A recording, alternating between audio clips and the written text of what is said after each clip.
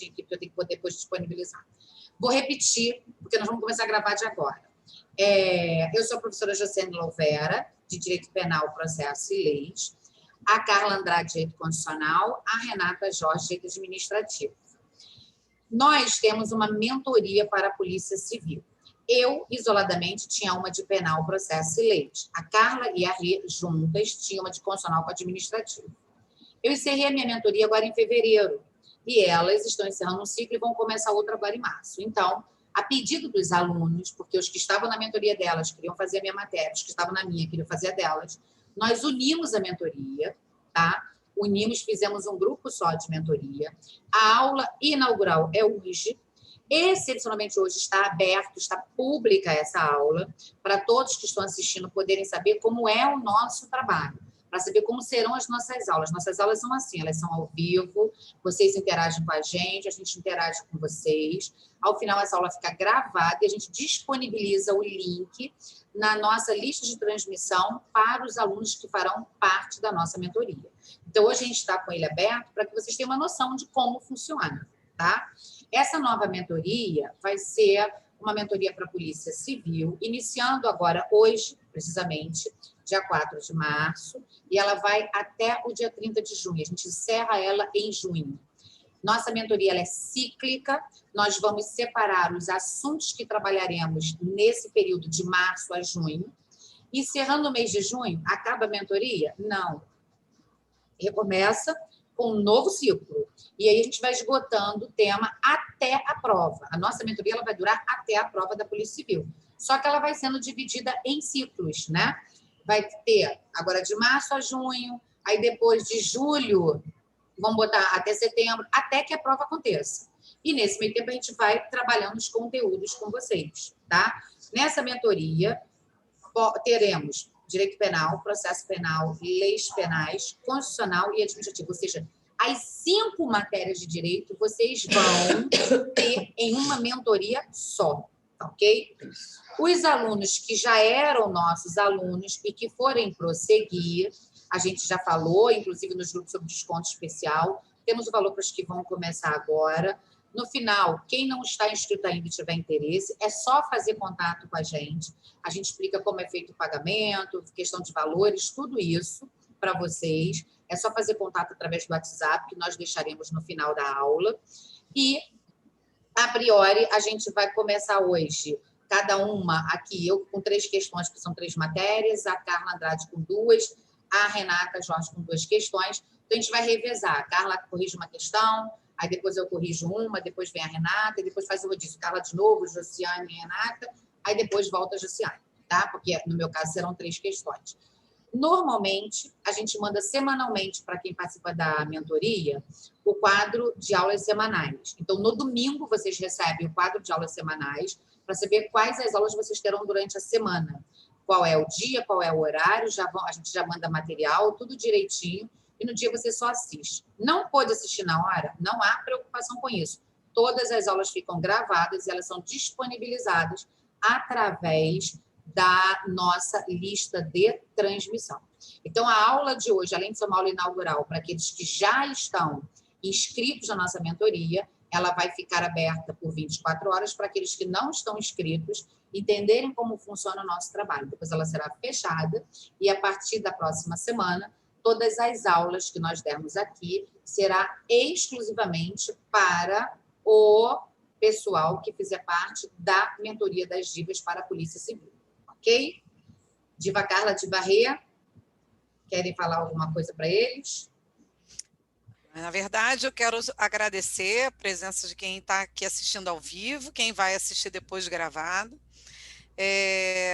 Acho que a Jo, ela esgotou qualquer dúvida que vocês porventura tenham, além dos assuntos aqui tratados, vocês podem falar diretamente com a gente. Normalmente o WhatsApp que é liberado é o da Jo, que é a diva do financeiro. E então, qualquer dúvida que vocês tenham, podem perguntar para ela, pode perguntar a qualquer uma de nós também. Mas a gente realiza um trabalho com muito carinho, sabe? É claro que ninguém trabalha de graça, mas a gente tem muito amor pelo que faz. E eu acho que isso fica bem nítido quando a gente começa a ministrar as nossas aulas. Né? Então, a gente tem um relacionamento muito legal com os alunos, e essa mentoria fez com que a gente se aproximasse ainda mais deles. A gente terminou uma mentoria agora em fevereiro para o TJ, já estamos na segunda mentoria para o TJ, né?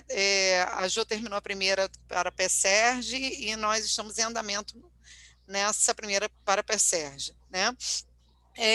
E isso foi uma forma que a gente encontrou de auxiliar vocês de uma maneira mais completa, tendo em vista que com essas medidas restritivas que foram impostas em razão da pandemia, e a gente não sabe até quando se vai voltar a ficar como estávamos, né, no ano passado. Então, a forma que a gente encontrou de estar mais próximo de vocês e prepará-los para o concurso, porque os concursos irão acontecer, né? E quem ficar parado, né, não vai conseguir concluir seu objetivo, que é assinar o termo de posse. Então, a gente está aqui para isso, para levá-los até lá, até a assinatura do termo de posse, até o nosso churrascão. Tá? Com Heineken. Boa noite. No meu caso, com caipirinha, né? Vocês vão descobrir ao longo do curso que basta me dar uma caipirinha que eu conto até a minha vida passada. Então, vamos lá, vamos começar. Acho que a Rê quer falar alguma coisa. E vocês vão sentir isso. Hoje é para dar um gostinho para quem não conhece a gente, né? E já iniciar para o pessoal que já está inscrito na nossa mentoria nova, né? Que semana que vem começa para valer. Né? Isso, eu queria ratificar o que a Jo e a Carlota falaram, que a gente está muito feliz de estar começando esse novo ciclo. É mais um desafio que a gente resolveu abraçar com muita perseverança, porque muitas pessoas pediram para a gente unificar todas elas, e é um desafio porque é mais um compromisso profissional que a gente assume, né? E a gente conversou muito antes de assumir esse compromisso, porque eu, Carla e Jo, embora sejamos pessoas intimamente muito diferentes, a gente é muito diferente, mas a gente tem um ponto de congruência muito claro, que a gente é muito comprometida com o nosso trabalho. Quem conhece a gente, quem me conhece, só me conhece, só a Jo ou só a Carla, sabe que a gente tem um jeito diferente, mas a gente tem o comprometimento profissional, que isso é inegociável. Então, o nosso compromisso com vocês é fazer com que vocês gabaritem mesmo.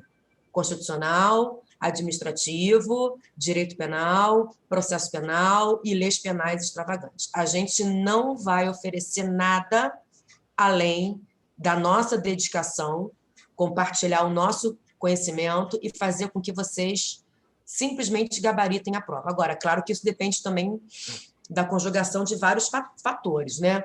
Um dos fatores é o seu comprometimento pessoal com o seu estudo, né? No que depender de nós, a gente está aqui para te pegar pela mão, te sentar para estudar, e sem essa paranoia de que tem que estudar 1, 2, 12 horas, cada um tem a sua vida. Essa cagação de regra a gente não tem para te dar, porque nenhuma aqui caga regra, né? Porque a gente sabe que cada um tem uma vida, cada um tem uma história, cada um tem um compromisso com o filho, com família, com faculdade, com trabalho. Mas, independente de qualquer coisa, a gente também sabe que você tem que dar a sua cota de participação e sacrifício da sua casa. No que depender da gente, em direito, as 5 matérias de direito, deixa com a gente que a gente vai fazer você gabaritar. Mas, para fazer você gabaritar, você tem que também dar sua cota de participação e estudar. Vem com a gente, é isso. Era isso que eu queria falar. E estou muito feliz que vocês estão aqui. Eu estou gripada, eu estou com crise de sinusite, de rinite, mas é só porque eu estou com essa voz de cantora de MPB por causa disso, tá? Não é por nada, não, tá? Ela sempre teve essa voz sexy. Essa voz sexy.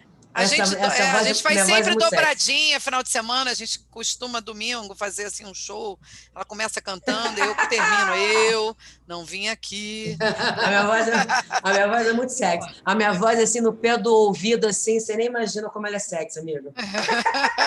Isso, contratos administrativos. Ui, cláusulas exorbitantes, uma loucura. Vamos lá, pessoal.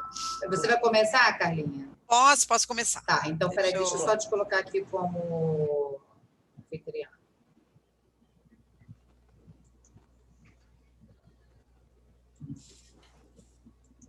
Pronto, é contigo agora. Vamos lá.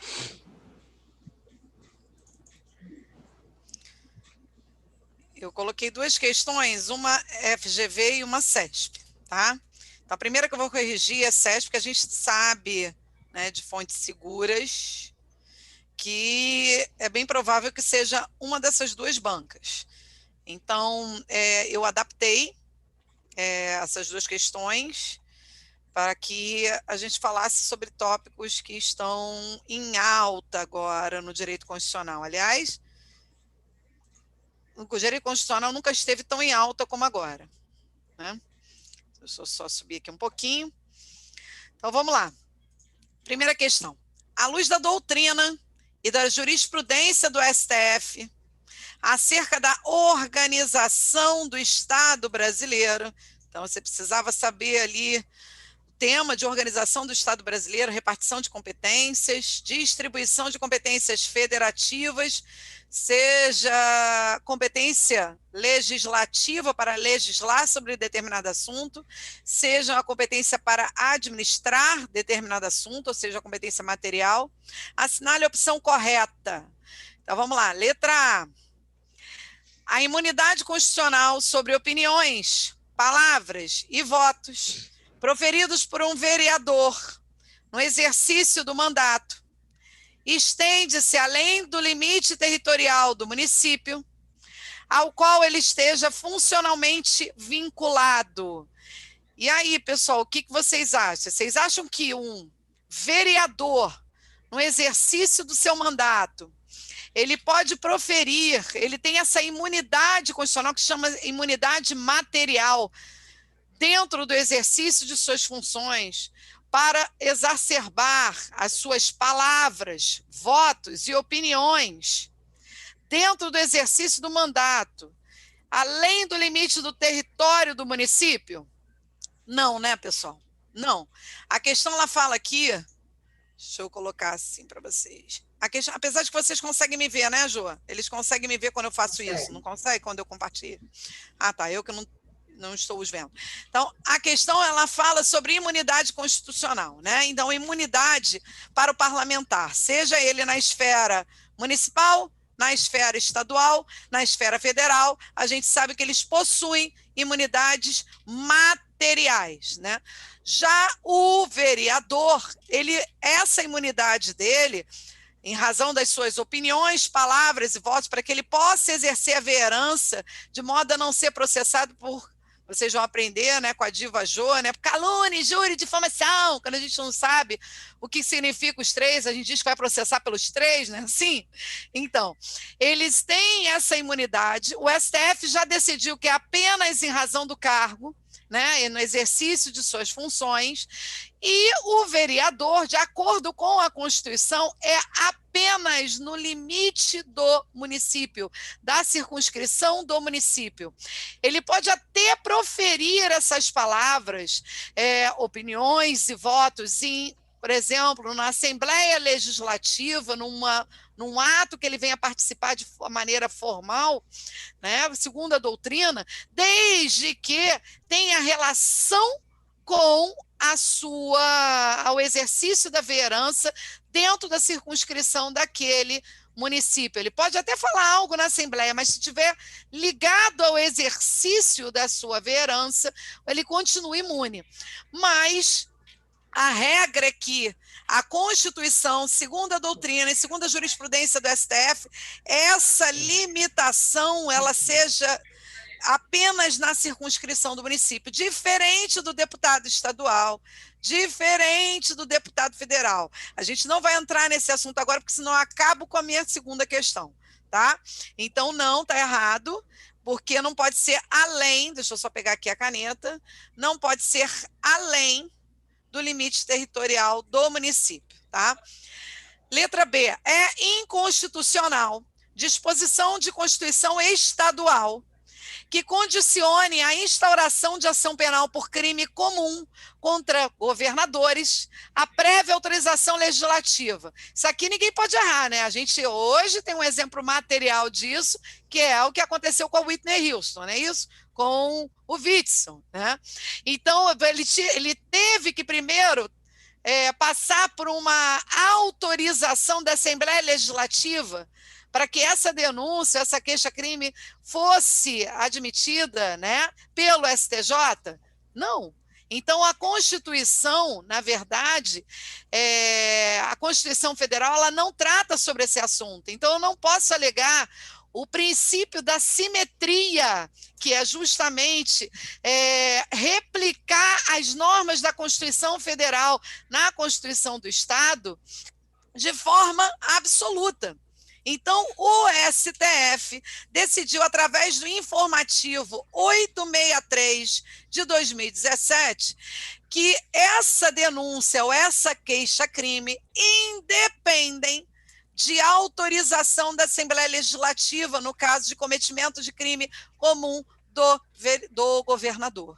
Tá? Então, a letra B é justamente a questão, a letra correta, né? Porque é inconstitucional. Cuidado que CESP ama negar mais de uma vez, ama colocar palavras negativas, mais de uma palavra negativa, com sentido negativo, numa mesma questão, para levar vocês a erro, tá? Então, a nossa alternativa correta é a alternativa B. Vamos ver o que tem de errado na letra C. A proteção à saúde, esse aqui eu fiz de propósito, tá? Por isso que está aí adaptada. A proteção à saúde é matéria de competência legislativa privativa da União.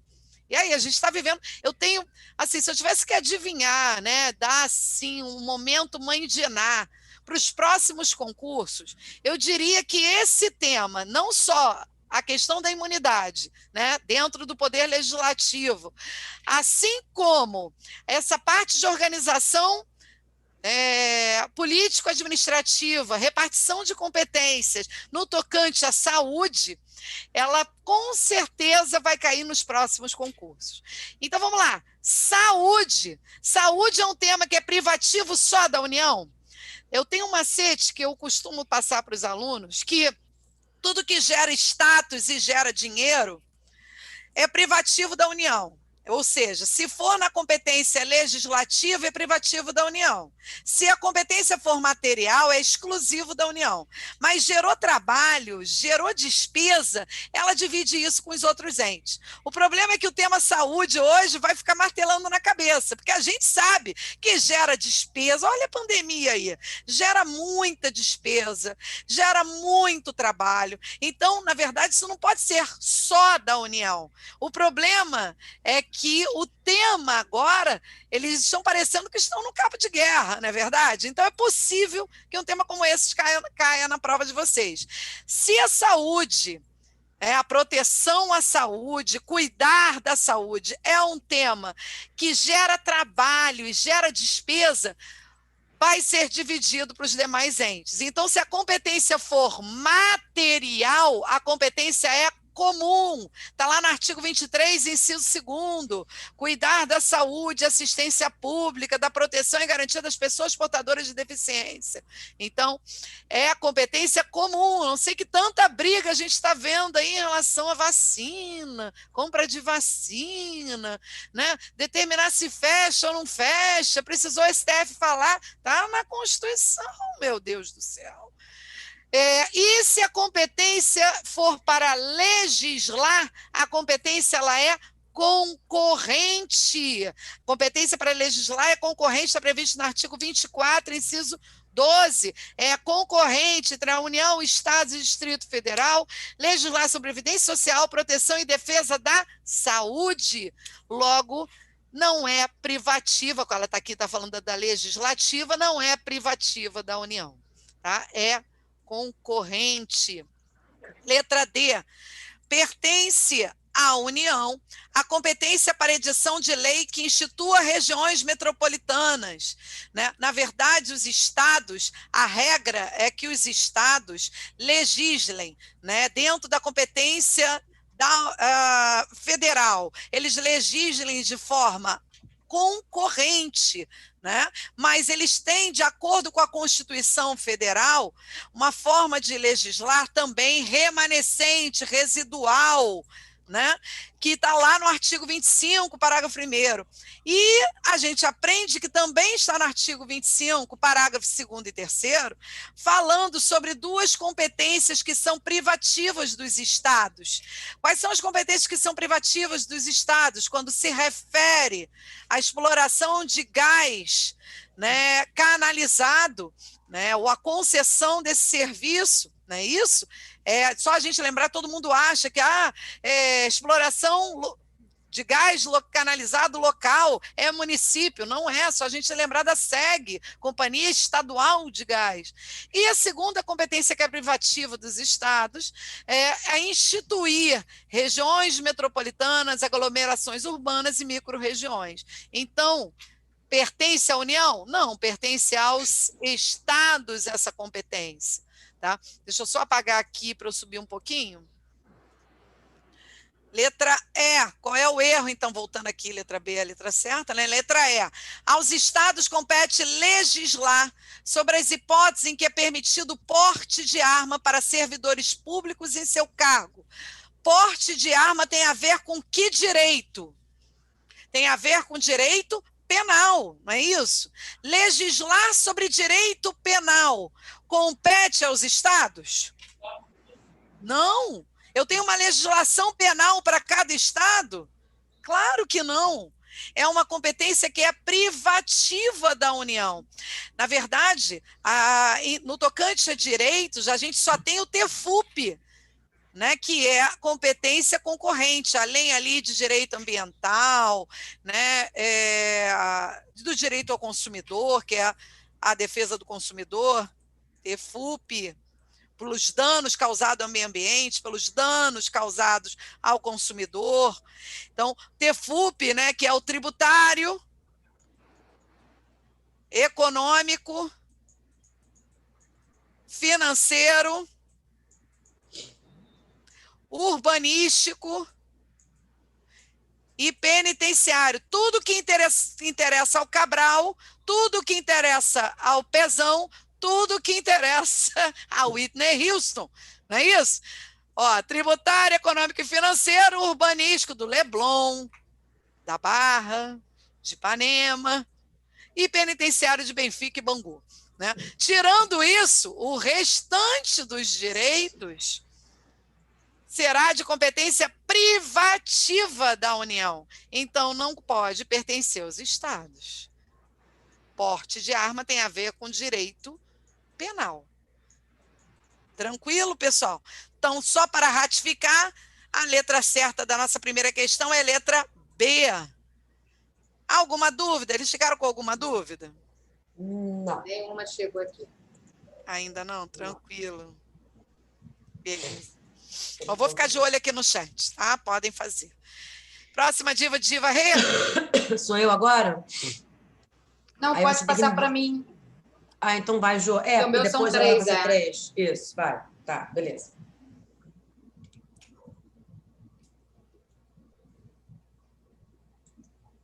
Conseguimos passar? Desculpa, perdão. Você me pôs como anfitriã. Perdão. Era isso, só um minutinho.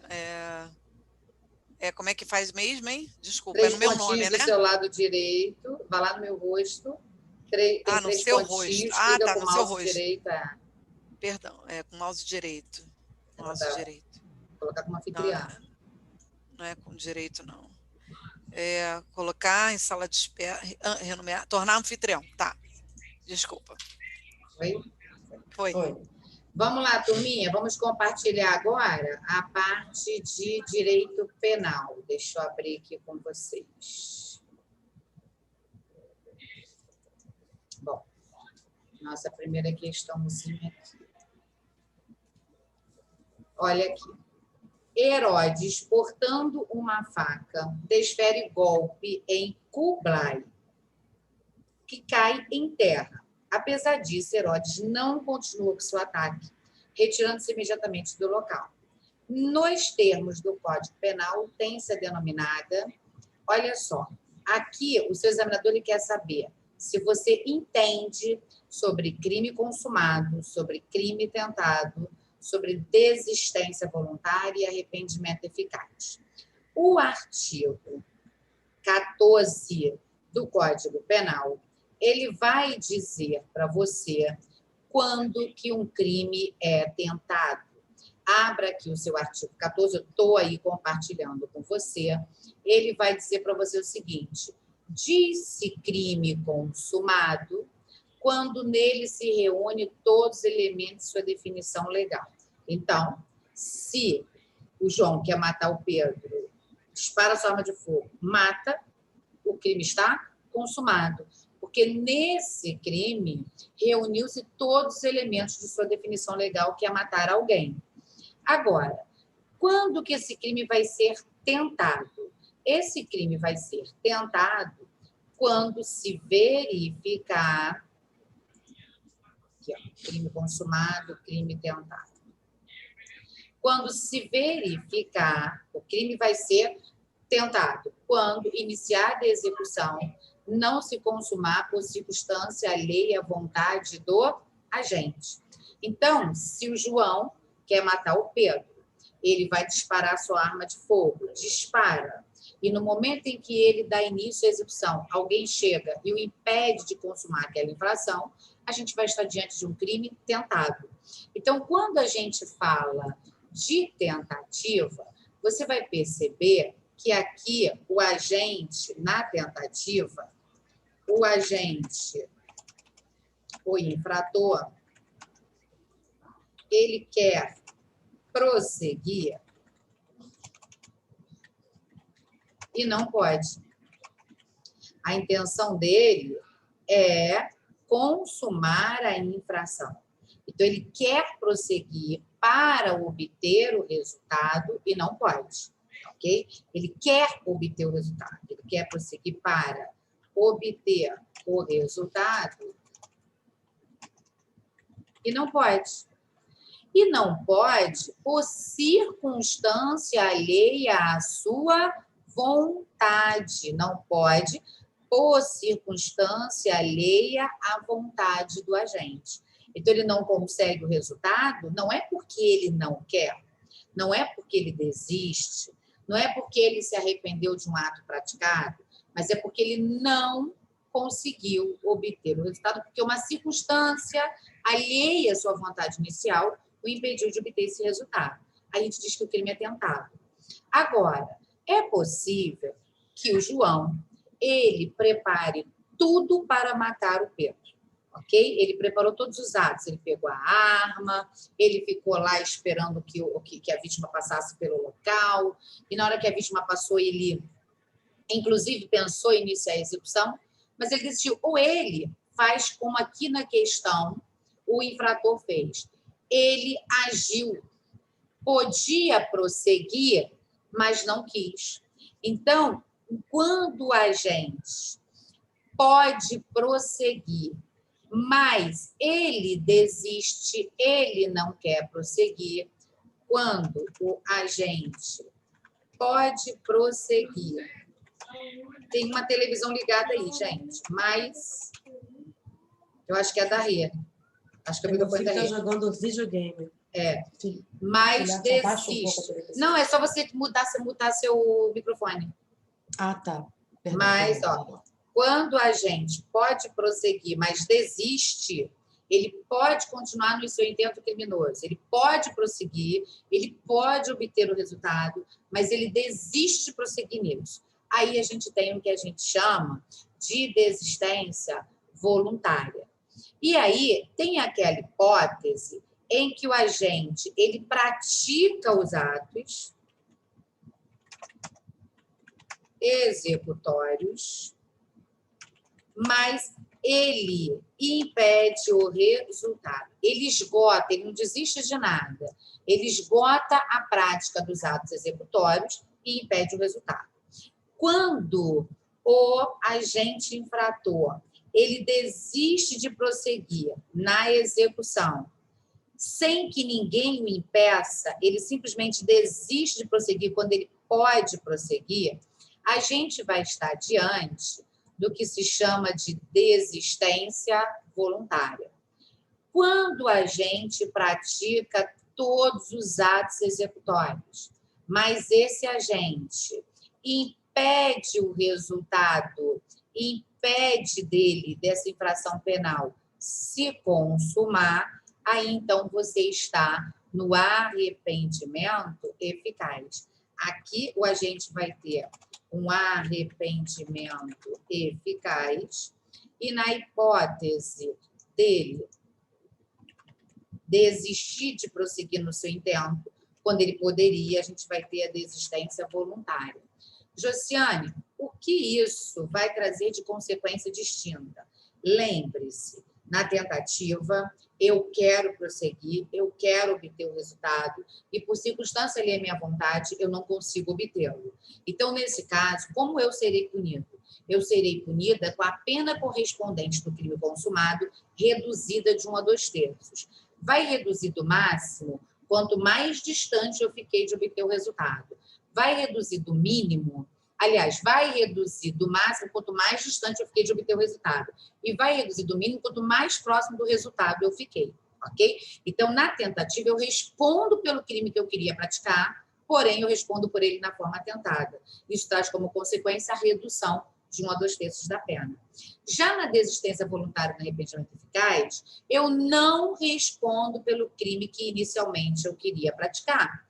Eu só vou responder pelos atos já praticados. Então, a minha intenção era matar o Pedro e eu atiro, erro, ou até consigo alvejar. E poderia prosseguir para efetivamente matar, mas eu simplesmente largo de mão e deixo aquilo ali sem fazer com que o resultado ocorra. Mas também sem tomar nenhuma atitude depois, eu apenas desisto de prosseguir. Aí eu vou estar na desistência voluntária. Agora, e quando eu disparo todas as munições que eu tenho na minha arma e depois vejo a pessoa agonizando, me desespero e quero impedir que ela morra? Eu já esgotei os atos executórios, percebam, mas eu quero impedir que o resultado aconteça mesmo depois de ter esgotado meus atos executórios. Aí eu pego essa vítima, levo para o hospital e ela acaba sobrevivendo depois de uma intervenção cirúrgica. Aí, nesse caso, eu vou ter o arrependimento eficaz. Tanto na desistência voluntária quanto no arrependimento eficaz, eu não respondo pelo crime que inicialmente eu queria praticar. Isso é um divisor aqui. É uma ponte de ouro, diz a doutrina, sobre a desistência voluntária, uma ponte de prata, o arrependimento eficaz. São apelidos dados pela doutrina, também chamado de tentativa abandonada, porque a gente ele abandona a ideia de prosseguir no seu intento criminoso. Então, nesse caso, o agente não vai responder pelo crime que inicialmente ele queria com a pena diminuída. Ele vai responder tão somente pelos atos efetivamente praticados. Então, se a pessoa sobrevive, sofreu uma lesão corporal, por exemplo, a pessoa não vai, o infrator não vai responder pela tentativa de homicídio, porque ele impediu o resultado, porque ele desistiu de prosseguir no seu intento. Ele responde tão somente pelos atos preparatórios, tão somente pelos atos já praticados, tá? Agora, vamos imaginar que o João quer matar o Pedro e fique lá esperando, de campana, esperando o Pedro passar. Aí, quando o Pedro passa, ele simplesmente não atira, não faz nada, mas nesse momento ele é encontrado, mesmo já tendo desistido. Ele responde por alguma coisa? Não, porque ele estaria nos atos preparatórios. E os atos preparatórios, nesse caso, não são puníveis. Quando muito, se ele estiver provavelmente portando uma arma de fogo sem autorização, poderia responder pelo porte legal. Mas por aquele crime que ele queria praticar, ele não vai responder. Essa é a consequência da desistência voluntária e do arrependimento eficaz. E aí, com essa questão, a gente trabalhou o que é a tentativa, o que é o crime consumado, como a gente pode trabalhar com a desistência voluntária e o arrependimento eficaz nesse assunto, ok? E aí, então, deixa eu limpar aqui.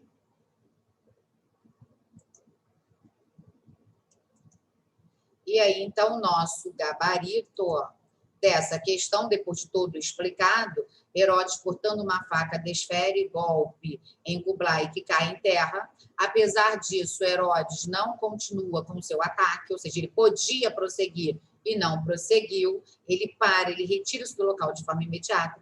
ele vai responder tão somente pelos atos praticados, porque ele está diante daquilo que a gente vai chamar de desistência voluntária. Vai responder apenas pelos atos praticados. Essa é a correta. Herodes responderá apenas pelos atos praticados. Nesse caso, provavelmente será uma lesão corporal nos termos do artigo 15 do Código Penal. Fuga legítima sistemática, possível utilidade recolhida, nenhum desses institutos você tem ali, né? Então, é claro que o nosso gabarito aqui ficou a letra A, ok? Alguma dúvida aí? Deixe-me ver. Não, em nossa leitura não. Alguém pergunta, mas decreta-se a preventiva para a conclusão de sentença em alguns desses casos? A prisão preventiva, independe de ser qualquer um desses casos, ela somente poderá ser decretada se os requisitos da prisão preventiva estiverem presentes. Requisitos esses que são aqueles elencados no artigo 312 do CPP. Quais são eles? É possível a prisão preventiva ser decretada quando ela for necessária para garantir a ordem pública, a ordem econômica, por conveniência da ação criminal ou para assegurar a aplicação da lei penal. Quando houver prova da existência do crime de suficiente de autoria e de perigo gerado pelo estado de liberdade do imputado. Um desses requisitos está presente, pode ser decretada a preventiva. Nenhum desses requisitos estão presentes, não pode ser decretada a prisão preventiva. Então, independentemente de ser uma dessa situação aqui que nós estávamos tratando na questão, ou qualquer outra, para que seja possível a prisão preventiva, é necessário, em qualquer caso, que os requisitos da prisão preventiva estejam presentes, requisitos esses que estão elencados no artigo 312 do CPP. Então, a pergunta do Sérgio foi a que eu respondi. Mais alguma? Não. Nenhuma? Então, vou aqui interromper meu compartilhamento, porque agora a professora Renata Jorge vai estar com a palavra e vai transmitir para vocês a correção da questão que ela preparou para a aula de hoje de direito administrativo. Pode ir. Bom, olha só, eu trouxe duas questões da FGV, porque, como a Carla falou, é a banca que possivelmente está entre CESP e FGV, né? Mas como a FGV é uma banca mais elaborada, uma banca mais difícil, digamos assim, eu optei por trazer uma questão da FGV para a gente falar aqui. Eu trouxe uma questão sobre ato administrativo e trouxe uma questão sobre poder de polícia, tá? Vamos lá, então. Todas de nível superior, porque quem sabe o mais faz o menos, né? João e José, respectivamente, diretor e professor de escola municipal, presenciaram no interior da unidade escolar a genitora do aluno Davi, de 8 anos, praticar atos de maus tratos contra a criança. Imediatamente, os agentes públicos, aqui você já começa a ter indício da resposta, tá? Os agentes públicos municipais elaboraram certidão, narrando os fatos e comunicaram às autoridades competentes. O ato administrativo praticado por João e José possui o atributo da... Bom, a gente sabe aqui pela questão que João e José são agentes públicos, e nessa condição encontram-se legitimados à prática de atos administrativos. Atos administrativos, de acordo com a melhor doutrina, leia-se Maria Silva de Pietro e o Carvalhinho, é toda e qualquer manifestação unilateral de vontade da administração pública direta e indireta, bem como de quem faça as suas vezes, isto é, os concessionários e permissionários de serviços públicos, para criar, modificar ou extinguir uma relação jurídica, sempre com vistas à satisfação do interesse público. Que fique muito claro que, sendo o sistema brasileiro democrático, e além de democrático de direito, é absolutamente impossível criar, modificar ou extinguir um direito através da prática de um ato administrativo. Porque a prerrogativa de criar, modificar ou extinguir um direito, a Constituição afeta ao Parlamento. não a função administrativa, onde quer que ela esteja, que a gente sabe que ela está, como regra, no âmbito do Poder Executivo. Então, atos administrativos eles podem ser praticados por qualquer dos 3 poderes, sempre que você visualizar o exercício da função administrativa. De forma típica, isso vai aparecer no Poder Executivo. E de forma atípica ou anômala, isso também pode aparecer tanto no Legislativo quanto no Judiciário. Fato é, não se pode criar um direito, extinguir um direito através da prática de um ato administrativo, porque eu só posso criar um direito ou modificar um direito pela aprovação de uma lei, tendo em vista a tripartição de poderes, não é isso? Nesse caso aqui, sendo João José agentes públicos, eles encontram-se legitimados à prática de atos administrativos, tudo bem. A certidão é um ato administrativo, a certidão, vou colocar aqui, ó. A certidão, natureza jurídica da certidão. A certidão, ela é um ato administrativo enunciativo. Olha a maldade da questão. Em sendo ato enunciativo, ele é desprovido de imperatividade. Portanto, representa uma exceção à regra geral, assim como pareceres, assim como laudo pericial, tá certo? São atos meramente declaratórios que visam somente expressar uma opinião técnica. A regra é que os atos administrativos, eles gozam de 4 atributos. Quais são eles? Ou características, né? Quais são eles? Imperatividade ou coercibilidade, autoexecutoriedade, que Celso Antônio Bandeira de Mello também chama de execuibilidade ou exigibilidade, tipicidade e as presunções, presunção de legalidade, legitimidade e veracidade. A regra é que todos os atos administrativos possuem os 4 atributos, mas temos exceções. Por exemplo, a multa ela é desprovida de autoexecutoriedade. Os atos enunciativos são desprovidos de imperatividade. O que é imperatividade? É a prerrogativa que a administração pública tem de impor a todos nós e a cada um de nós a sua vontade. Portanto, em última análise, falar que o ato administrativo é dotado de imperatividade significa dizer que ele vai ser praticado independente da anuência de consulta popular. A autoexecutoriedade é a prerrogativa que o ato tem de gerar efeitos, independente do consentimento ou da anuência do judiciário. E enquanto cumprir o princípio da legalidade é o pressuposto de validade dos atos administrativos, cumprir o princípio da publicidade é o pressuposto de eficácia do ato. Eficácia é aptidão para gerar efeitos. Então, em que momento o ato se torna eficaz? Apto para a eclosão dos efeitos pretendidos pela administração, no momento em que ele é publicado no Diário Oficial. Então, se o ato é autoexecutório, se ele produz efeitos por si só, o Poder Executivo não precisa do Judiciário para conferir efeitos àquele ato. O ato é autoexecutório, ele gera efeitos por si só, bastando para tanto que ele seja publicado no Diário Oficial.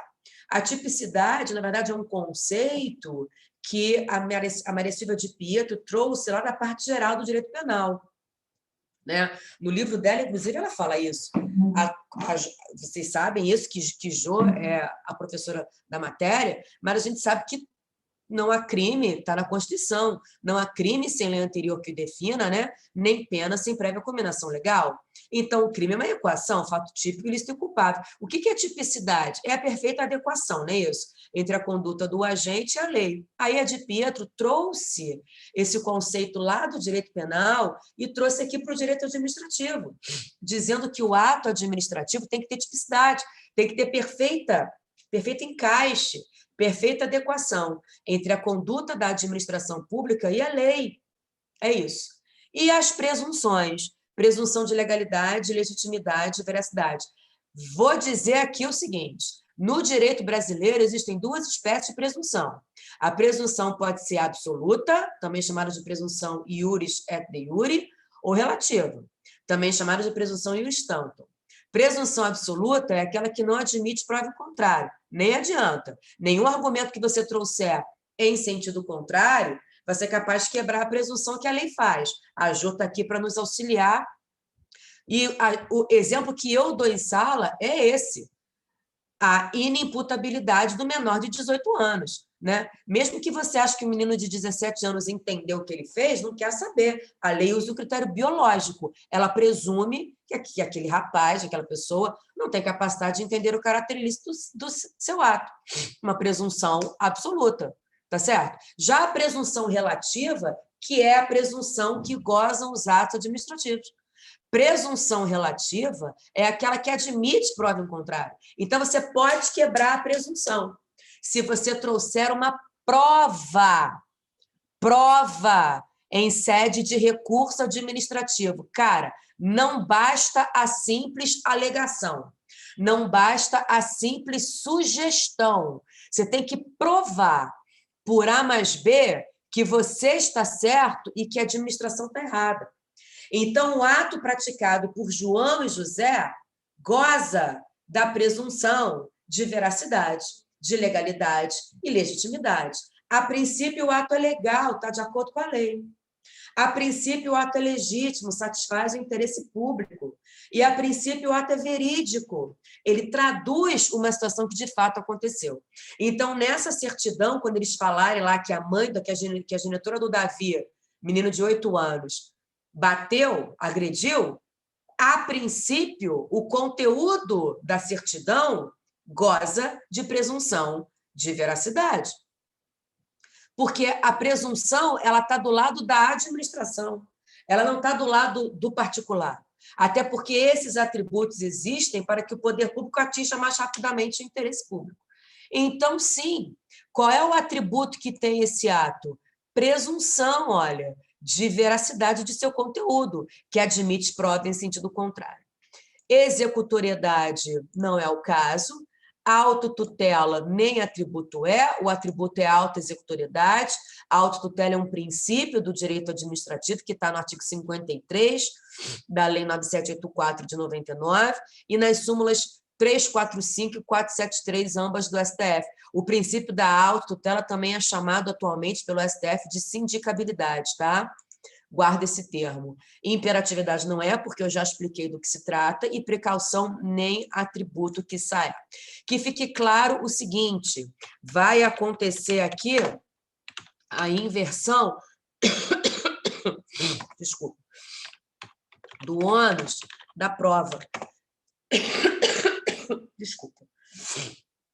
Estou bem resfriada. Perdão. Quem tem que provar que o ato não é legítimo, não é legal, não é verídico, não é a administração, é o particular. Tá certo? Inverte o ônus. Então, nesse caso aqui, obrigada, filho. Então, nesse caso aqui, o gabarito foi a letra A, presunção de veracidade. Beleza? Quem é agora? Carla? Ai. Acho que é a Jo novamente, não é isso? Ou sou eu? É a Jo?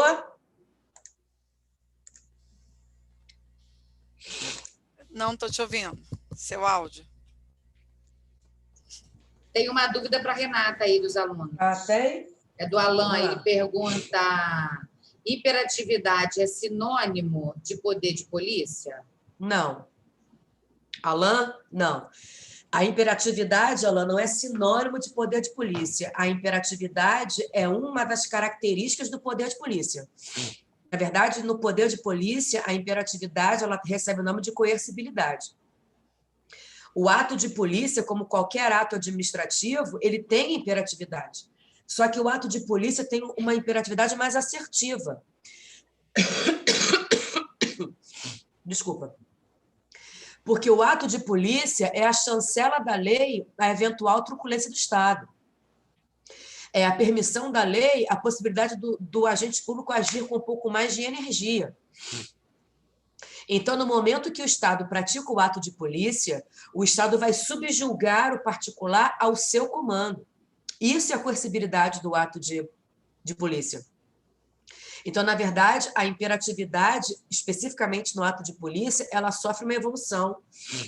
Ela é chamada de coercibilidade, porque o particular vai ficar subjugado. Claro, respeitando os limites da necessidade, adequação, razoabilidade e proporcionalidade.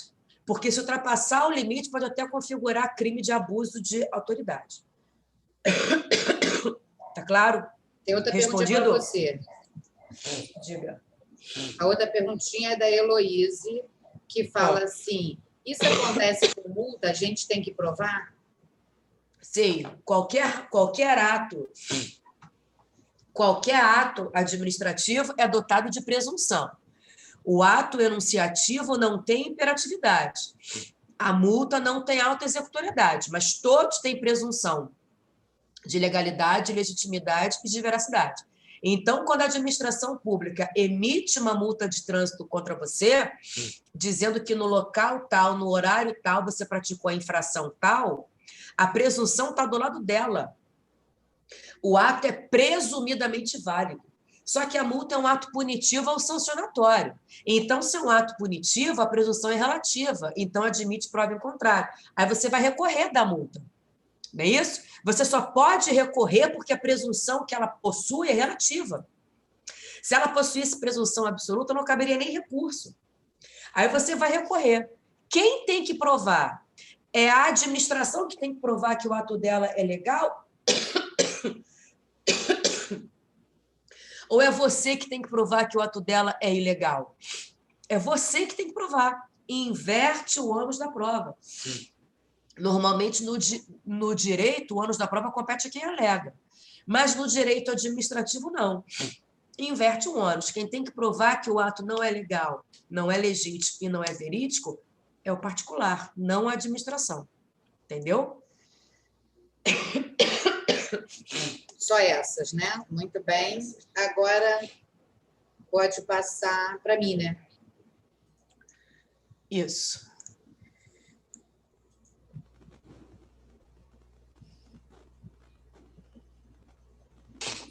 Carla é anfitriã, então a Carla passa para a Jo.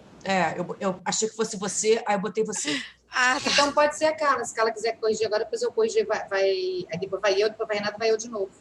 Ah, é? Então tá Pode bom, ser. sem problema. Então, peraí. Vamos lá. Agora eu escolhi aqui uma questão da FGV. Eu também adaptei ao edital da gente. Deixa eu só colocar aqui do lado. Vamos lá.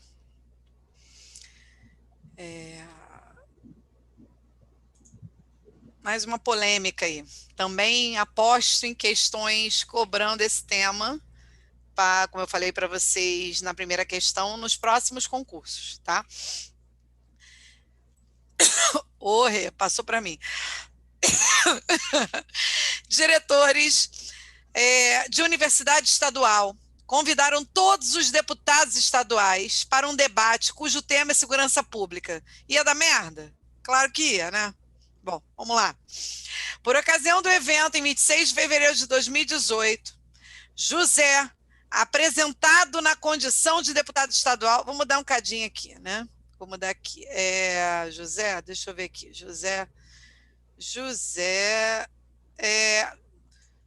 Não vou mudar não, porque isso vai dar merda. José, apresentado na condição de deputado estadual, discordando da opinião de seu rival político, o deputado Cláudio, que foi mostrada em um vídeo, disse que esse seria um desqualificado para o cargo que exerce. Gente, eu queria tanto mudar esses nomes, eu acho que quem me conhece sabe o que eu ia falar aqui, né? Mas melhor deixar quieto.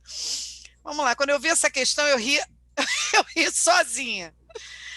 Cláudio, ausente ao evento na internet, lá na universidade, soube dos fatos e da autoria em 3 de março de 2018, apresentando queixa-crime, imputando o crime de injúria a José em 2 de setembro de 2018.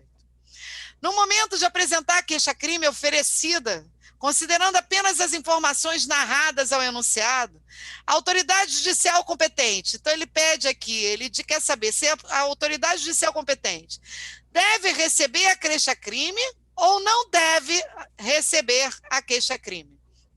Então, vamos lá.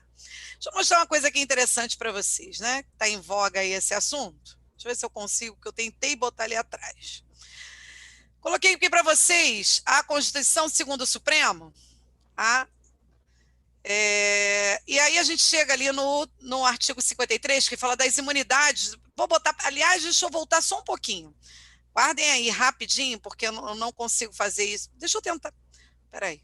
A pessoa tem dificuldade com a informática, né? Então, só um segundo. Deixa eu ver se fazendo com vocês, eu consigo modificar isso aqui. Não vou conseguir. Peraí, só um minuto. Só um minuto, que é interessante, tem tudo a ver com o tema que está sendo discutido, em voga agora nesse momento. Deixa eu primeiro ir aqui, olha, na Constituição segundo o Supremo, no artigo 27, parágrafo 1º, que a questão está falando sobre deputados estaduais.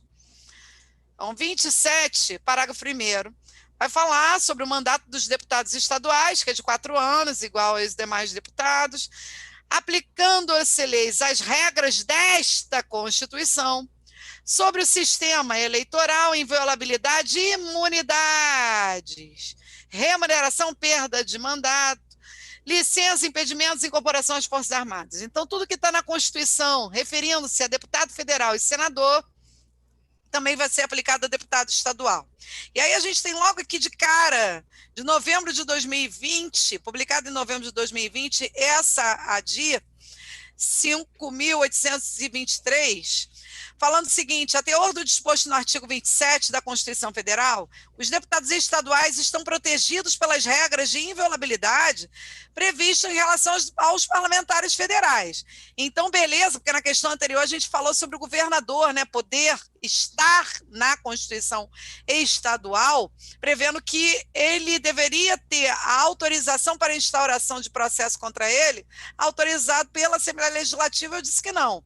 Mas aqui, como a própria Constituição diz que as regras aplicadas a deputado e senador também será aplicada ao deputado estadual, o próprio STF ratificou agora no final do ano passado que é constitucional o preceito da Constituição de um Estado que dispõe sobre o tema, porque, na verdade, aí o princípio da simetria, porque eu estou replicando o que já está previsto na Constituição Federal.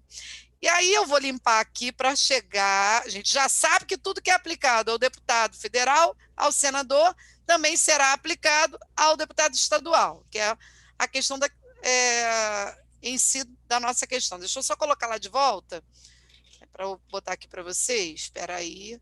Artigo 53. Espera aí. No artigo 53, também, no caput, eu vou falar da imunidade, que agora vai ser tema, estão tentando, né, forçar a barra para ser tema de PEC, né? Vamos ver como é que vai ser, vamos esperar o povo assentar, vamos falar sobre Covid de novo. Vamos falar sobre Covid de novo, depois a gente volta ao tema que interessa a gente, que é justamente engrossar, endurecer, inviabilizar o máximo que a gente tenha a possibilidade de ser preso. Então, vamos lá, os deputados e senadores, e aí é que a gente tem que incluir os deputados estaduais, claro, os distritais também, desculpa, são invioláveis civil e penalmente por qualquer de suas opiniões, palavras e votos. É aquilo que a gente conversou na questão passada, eles detêm a imunidade material, só que em todo o território nacional, assim como os deputados estaduais, os deputados distritais, os vereadores só na circunscrição do município, né? E aí a gente tem esse informativo 969, interessantíssimo, cara. A gente discute muito isso, esses informativos, esses temas nas nossas mentorias, né? O fato do parlamentar, que é agora, de março de 2020, o fato do parlamentar estar na Casa Legislativa, no momento em que proferiu as declarações, lembrando que a questão ele não estava na Casa Legislativa, ele estava numa faculdade, uma universidade do Estado, não afasta a possibilidade de cometimento de crimes contra a honra, nos casos em que as ofensas são divulgadas pelo próprio parlamentar na internet. Ai, qualquer relação aos fatos atuais é mera coincidência. A inviolabilidade material somente abarca as declarações que apresentem nexo direto e evidente com o exercício das funções parlamentares. O parlamento é o local por excelência para o livre mercado de ideias, beleza? E não para o livre mercado de ofensas. A liberdade de expressão política dos parlamentares, ainda que vigorosa, né? Vossa Excelência, és um filho da mãe, né? Deve se manter nos limites da civilidade. Ninguém pode escudar da inviolabilidade parlamentar para, sem vinculação com a função, agredir a dignidade alheia ao difundir discursos de ódio, violência e discriminação. Isso aqui só ratificou um entendimento que já existe no Supremo desde 2017, inclusive começou justamente com um ato cometido pelo nosso presidente, à época, deputado federal, né? Mas isso a gente entra mais a fundo aí na nossa mentoria. Mas, enfim, esse informativo 969, ele vem ratificando essa ideia do Supremo, que, segundo o Supremo, essa inviolabilidade material ela só é devida, ela só é garantida, né, se tiver, não precisa necessariamente o parlamentar estar no plenário, mas ela tem que ter necessariamente nexo causal com o exercício das funções parlamentares. Essa é a grande discussão. Tá? Engraçado, depois vocês deem uma olhada nisso aqui, que foi justamente, eu não vou conseguir colocar aqui com vocês, mas justamente foi uma petição, né, apresentada pela classe de artistas que foi injuriada por um determinado parlamentar. Depois vocês coloquem lá, que é bem interessante vocês lerem os votos, é interessante isso daqui. Bom, voltando lá à nossa questão, e aí, né, José proferiu ofensas a Cláudio, dizendo que, na verdade, ele era um desqualificado para o cargo que exerce. Bom, desqualificado para o cargo que exerce, os dois são deputados estaduais. Essa queixa-crime contra José, cometido, né, imputando a ele um crime de injúria, tem relação, não importa, mas a gente já sabe que não importa se é no plenário ou fora dele, até porque a gente sabe que é em todo o território nacional, né? Tanto para deputado federal como para senador, logo para deputado estadual também, essa imunidade, né? As imunidades, elas são em âmbito nacional. Elas têm ou não, o X da questão era, elas têm ou não a ver com o exercício da função de parlamentar? Tem a ver ou não tem? Essa daria a resposta da questão. Se você dissesse que não tinha a ver, ele deveria receber a queixa-crime. Se não tem a ver, não deveria. Mas ele não fez nada, ele só disse que ele é um desqualificado para o cargo que exerce. Tem a ver com o exercício da função parlamentar. Eles não xingam o tempo inteiro, com o devido decoro. Vossa Excelência, és um, não é isso? Logo, tem a ver com o exercício parlamentar. Então, quando a questão começa aqui, as alternativas, deixa eu pegar aqui minha caneta, diz que deverá receber, não deverá. Não deverá, não deverá. Vamos lá. Não deverá. Tudo errado. Logo, a resposta está aqui na letra D, ó, a última. Não deverá receber a queixa-crime, pois existe imunidade dos deputados estaduais por palavras e opiniões no exercício do mandato, ainda que proferidas fora da Casa Legislativa, porque é isso que está previsto não só na Constituição, mas também com o entendimento do STF, como eu mostrei aqui para vocês. Então, melzinho na chupeta, acredito realmente que as questões, os concursos que cairão, tanto TJ como PSERG, como a maior parte dos concursos, né, onde constitucional é matéria-chave, que caem poder legislativo, né, que cai em organização política administrativa, vai cair numa questão envolvendo isso com vocês, não tenha dúvida. Tanto o tema de saúde, como o tema de imunidade parlamentar. E aí a imunidade parlamentar é maravilhosa, porque, na verdade, ela vai misturar também temas da nossa diva Jô, né? Saber ali se tem prazo, se é decadencial, se não é. A questão também queria, né, levar por esse caminho ali, dando datas, né? Então, é importante que vocês sedimentem esse assunto. Logo, só para ratificar, a nossa letra certa é a letra D. Tem alguma dúvida aí, Ju? Meu celular está com a bateria baixíssima. Eduardo Bolsonaro fez isso quando... Foi sem dúvida, não. Só todo mundo inimiga da tecnologia. Só fofoca. É verdade, não tem como, né, cara? Quando eu peguei essa questão, gente, eu ri de dar, sabe? Você já imaginava o que seria a pergunta, né? Claro, mas é porque é um tema que é cobrado em provas e eu não tenho dúvidas que será recorrente nos próximos concursos. Com certeza, não tem como não cair, né? Professor, se fosse o caso, no caso de palavras sobre tortura, poderia receber a queixa-crime? Olha aí, querendo me comprometer, Ana Clara. Ana Clara, não posso me posicionar, a professora é a partidária. Ai, lê lá, vai lá, Ana Clara, artigo 53, segundo o STF, que você vai descobrir isso, sem eu me comprometer. Exatamente. Então, vou te transformar aqui. Então, terminou a minha participação aqui hoje. Deixa eu te transformar em anfitriã.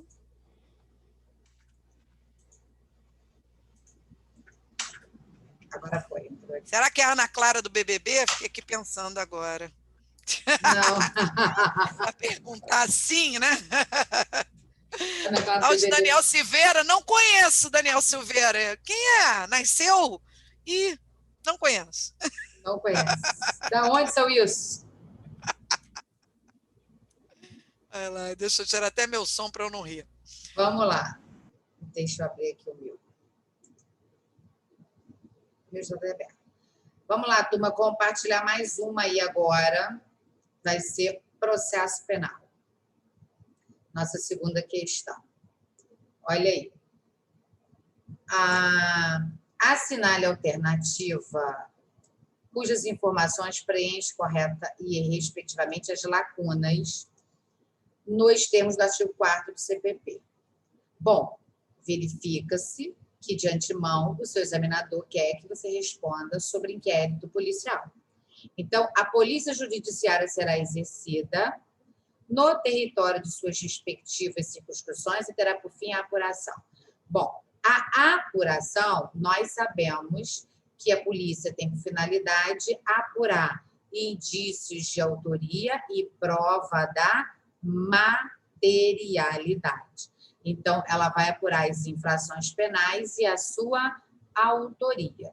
Então, isso não há dúvida. Agora, a Polícia Judiciária será exercida por quem? Pelos delegados de polícia e vai apurar os fatos que impliquem crime de ação pública incondicionada? Também, mas não é só isso, né? Também os fatos que forem, não apenas, ela está incompleta. Vai apurar os crimes de ação pública condicionada, mas também os crimes de ação penal de iniciativa privada e pública condicionada à representação.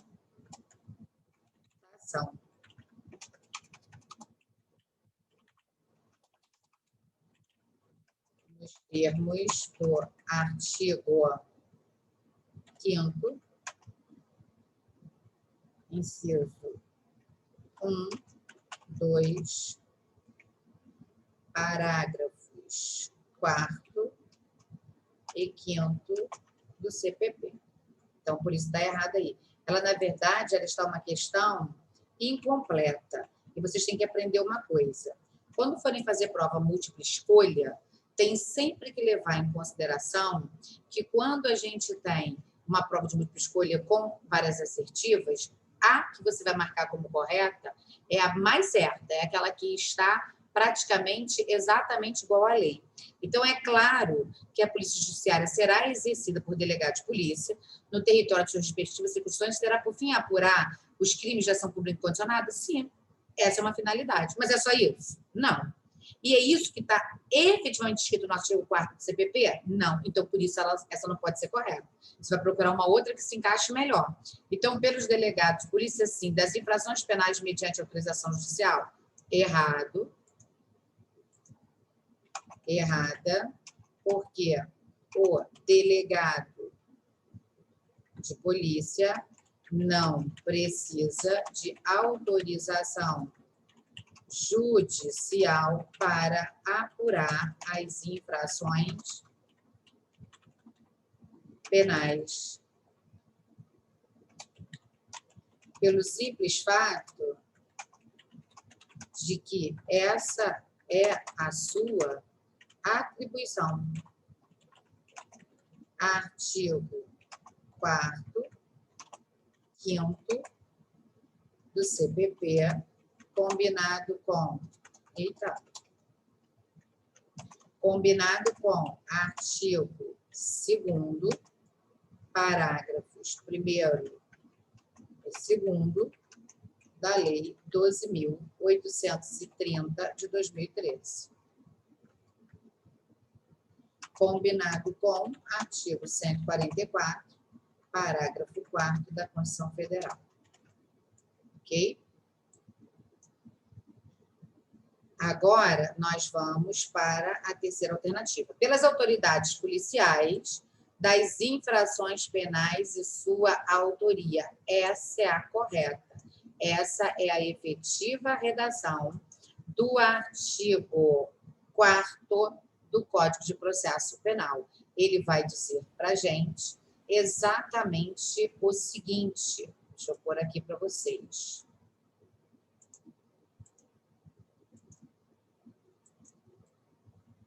Essa é a correta. Ela vai dizer no artigo 4º.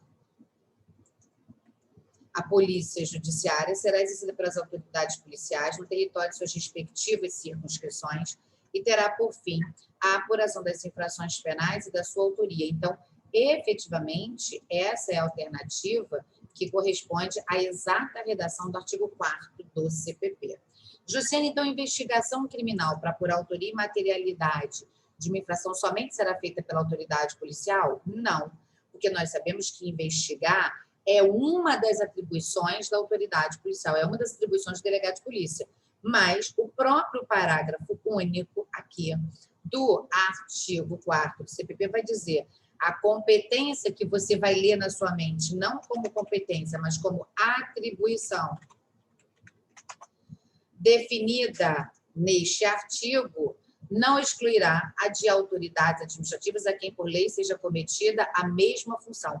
Então, outras autoridades também podem investigar? Podem. As outras autoridades que não forem autoridades policiais só não vão presidir o inquérito policial, tá? E aí, só para a gente poder tornar uma questão mais abrangente, é necessário saber que a gente tem procedimento investigativo criminal, chamado PIC, que é presidido pelo Ministério Público. Nós temos os inquéritos parlamentares, que é feito através da CPI, lá no artigo 58, parágrafo 3º da Constituição. Nós temos inquéritos extrapoliciais feitos por outros órgãos a quem a lei acomete a mesma função. Nós temos inquérito policial militar, que é feito pela própria instituição militar para apurar os crimes militares, mas inquérito policial com o fim de apurar as infrações penais comuns de sua autoria é presidida pelo delegado de polícia. A Jussiane, e os inquéritos presididos pelo STF? STF não é órgão que vai determinar a investigação de inquérito ou presidi-lo, salvo quando a pessoa gozar de foro com prerrogativa de função. Percebam o seguinte, quando o crime é praticado pelas pessoas que gozam prerrogativa de função de serem processados e julgados pelo STF, a ele incumbe presidir os atos mas depois de provocado. Na verdade, vai ser provocado pelo Procurador-Geral da República, pode ser provocado pelo próprio delegado de polícia, e aí os atos serão praticados de investigação pelo delegado ou pelo MP com autorização do STF, e não o ministro do STF determinando a instauração de inquérito e já no mesmo ato da determinação, já dizendo qual vai ser o ministro responsável pela condução da investigação. Tá? Não é dado ao juiz o poder de presidir investigação criminal, salvo quando se tratar de pessoas com prerrogativa de função em que o órgão com competência para o processo de julgamento é o que vai autorizar as investigações e os atos de investigação que serão praticados pelo MP ou pelo delegado de polícia, tá? Agora, vai ser pelas autoridades policiais, ok, das infrações penais mediante autorização judicial, o erro está aqui, ó, na autorização judicial, porque o delegado de polícia não precisa de autorização judicial para investigar. Pelos juízes corregedores, aí o erro maior está aqui, ó, nos juízes corregedores, né? Então, a nossa resposta aí ficou a letra C. Esse é o nosso gabarito nos termos do artigo 4º do Código de Processo Penal, ok? Vamos ter mais uma questãozinha para fazer de lei penal especial, mas faremos depois que a Diva Rê te falar sobre mais uma questão de direito administrativo. Alguma dúvida aqui? Não, né? Adorei aquele vídeo que você fez lá. Ah, tá. Você viu, Elu, aula ao vivo direto de Brasília? Nada disso? Ah, tá. Nada de dúvida, né? Então, tá ótimo. Deixa eu passar aqui para a Rê.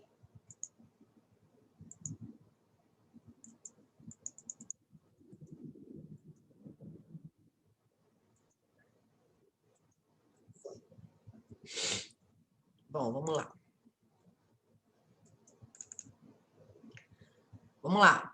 Segunda questão sobre poder de polícia, como eu disse, tinha dito para vocês, também da FGV. Então, olha só. Sobre o tema poder de polícia, analise as afirmativas a seguir. Primeira, a polícia administrativa tem caráter predominantemente preventivo, enquanto a polícia judiciária tem caráter predominantemente repressivo. Certo. Isso aqui está certo. Bom, o poder de polícia, ele se manifesta de duas formas, através da polícia administrativa, né, que é diferente da polícia judiciária, tá? A polícia administrativa, ela é muito mais ampla do que a polícia judiciária. A polícia, é botar na cabeça o seguinte, a polícia judiciária é apenas e tão somente em âmbito estadual a polícia civil, e em âmbito federal a polícia federal. Portanto, o conceito de polícia judiciária é muito mais restrito se comparado à polícia administrativa. Qualquer outro órgão da administração pública que possa praticar poder de polícia cairá na vala ampla e comum da polícia administrativa, tá? Que, de acordo com o 144 da Constituição, ela é ostensiva. Polícia Militar, Polícia Rodoviária Federal, Guarda Municipal, fiscalização pela vigilância sanitária. O poder de polícia ele está conceituado no artigo 78 do Código Tributário Nacional. Tá? O CTN, quando vai conceituar o tributo taxa, ele não conceitua a taxa, ele conceitua o imposto. Ele não conceitua a taxa, mas conceitua gentilmente para nós aqui o que é o poder de polícia. Então, o poder de polícia é toda atividade do Estado no exercício da função administrativa de caráter fiscalizatório, que traz a possibilidade do poder público condicionar, leia-se, limitar, restringir, suprimir ou sacrificar um direito individual em nome do interesse público. Então, sempre que aparecer na questão assim, condicionamento, sempre você vai estar diante do exercício do poder de polícia, tá? O que autoriza o ato de polícia é a lei, em respeito ao princípio da legalidade. Mas o que torna esse ato aceitável aos olhos do cidadão passa um verniz de legitimidade aí, é o princípio da supremacia do interesse público. A polícia administrativa, ela é ostensiva. Ela tem que estar ostensivamente identificada para fiscalizar atividades, bens, pessoas e serviços. E a atuação da polícia administrativa, ela é preventiva. A polícia militar, por exemplo, está na rua ostensivamente identificada para evitar que o ilícito aconteça. Se a polícia militar, se a polícia administrativa não consegue evitar e o crime acontece, cessa a atuação da polícia administrativa e vem à tona a polícia judiciária, que é, em âmbito estadual, a polícia civil, para investigar, através do inquérito policial, quem atinge somente pessoas, né, praticou o crime que a polícia administrativa na rua não conseguiu evitar. Portanto, o inquérito policial, que vocês vão ver com a Jo, ele é o pontapé inicial, ele é o estopim para que o Estado exerça a sua pretensão punitiva, porque ele produz a justa causa, né? Indício de autoria e prova de materialidade.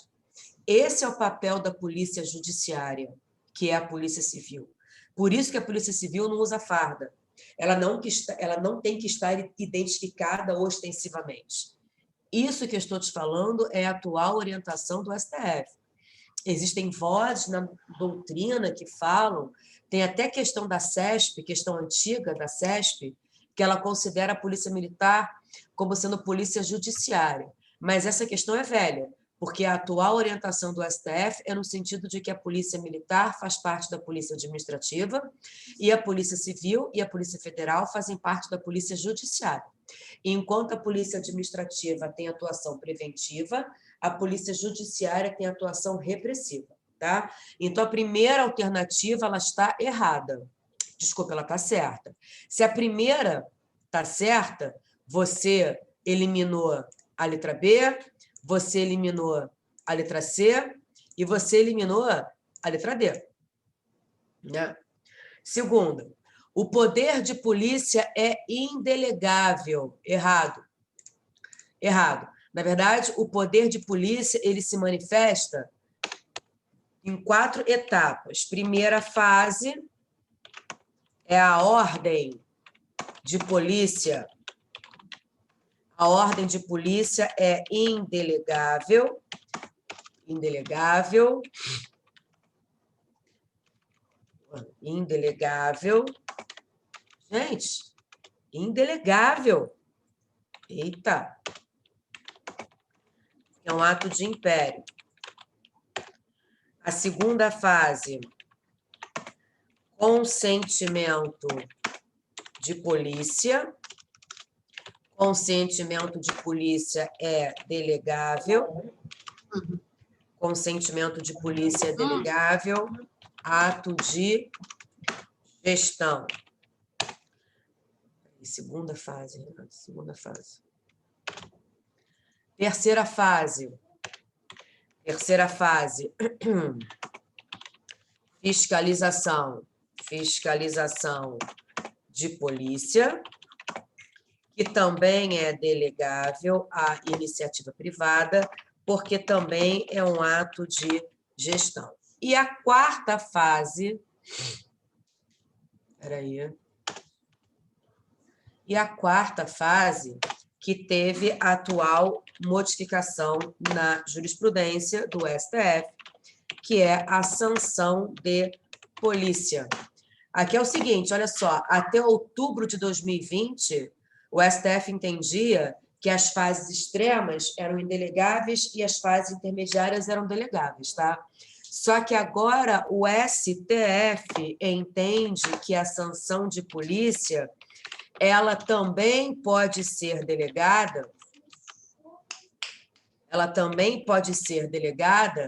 a uma pessoa jurídica de direito privado que preste serviço público, tá? Então, o poder de polícia, ele é indelegável? Não. Primeiro que depende da etapa, depende da fase. Segundo, que agora o STF entende que a sanção de polícia pode ser delegada a uma pessoa jurídica de direito privado, desde que ela preste serviço público, tá? Se explorar a atividade econômica, não pode, mas se prestar um serviço público, pode. É o caso da Conlurb. A Conlurb é uma empresa pública municipal que presta o serviço público. Então, ela pode multar o condomínio que estiver fazendo uma obra e não alugar aquela caçamba, para não misturar o lixo orgânico que a gente produz com os rejeitos da obra. Então, até outubro do ano passado, a Conlurb não podia fazer nada. Só que agora pode. Por quê? Porque o poder de polícia, diz o STF, é delegável para pessoa jurídica de direito privado que preste serviço público. Se explorar a atividade econômica, não pode. Então, a 2 está errada. Se a 2 está errada, tu já achou a resposta certa, que é a primeira. Mas por que a 3 está errada? Olha só. O poder de polícia será sempre exercido em caráter vinculado. Errado. Características do poder de polícia. Primeira, discricionariedade. Segundo, coercibilidade. Terceira, autoexecutoriedade. E a quarta, atividade negativa. Quero dizer com isso que o particular que vai sofrer a fiscalização de polícia vai ser selecionado por um critério de conveniência e oportunidade da administração. Daí a característica da discricionariedade. Razão pela qual, na segunda questão, o gabarito é a letra A. Somente a primeira está correta. É isso. Jô, vou te colocar aqui, tá? Deixa eu até pegar aqui. Sempre trabalho. Vamos lá, turminha. Deixa eu ver se teve alguma dúvida para a Rê. Nenhuma dúvida para a Rê? Nenhuma. Tudo aqui tranquilo. Só o aluno dizendo que acabou de assistir aula sobre poder de polícia. Ok, vamos lá. Vamos falar, agora deixa eu compartilhar com vocês o material. Bom, terceira questão. Daniel é delegado de polícia e encabeça investigação sobre múltiplos assassinatos ocorridos na periferia do município, no SEIC de HO, né? Como fruto dessas investigações, descobre que o autor de 3 crimes é VR Alcunha Caolho, pertencente a um grupo de extermínio que atua em alguns bairros do município. Então, olha só, o delegado investiga múltiplos assassinatos que ocorrem na periferia de determinado município.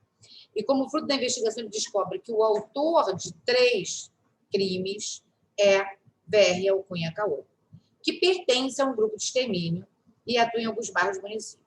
Nos termos da Lei 8.072, que é a Lei de Crimes Hediondos, pode-se afirmado que os homicídios praticados são caracterizados como hediondos. Olha só, a resposta correta já está aqui.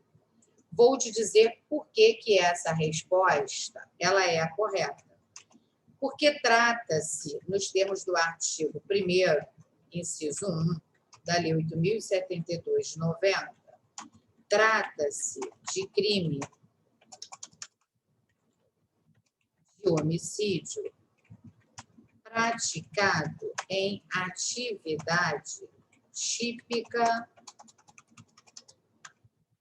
de grupo de extermínio. Então, quando o crime de homicídio ele é praticado em atividade típica de grupo de extermínio, ele é considerado pelo artigo 1º, inciso 1 da Lei 8.072/90, como sendo crime hediondo. Então, ele realmente é um crime hediondo, tá? Os homicídios praticados pela ausência de qualificação não são hediondos. Errado. Errado, porque o homicídio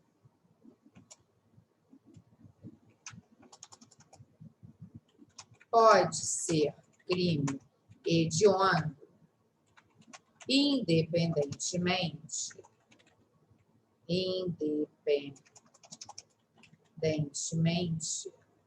de qualificadora, desde que praticado em atividade típica de grupo de extermínio, conforme previsto no artigo 1º, inciso 1 da Lei 8.072 de 90, tá?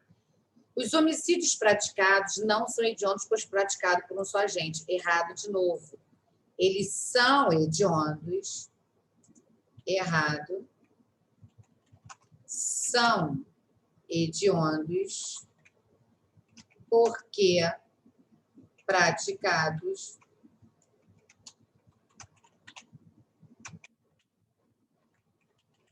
em atividade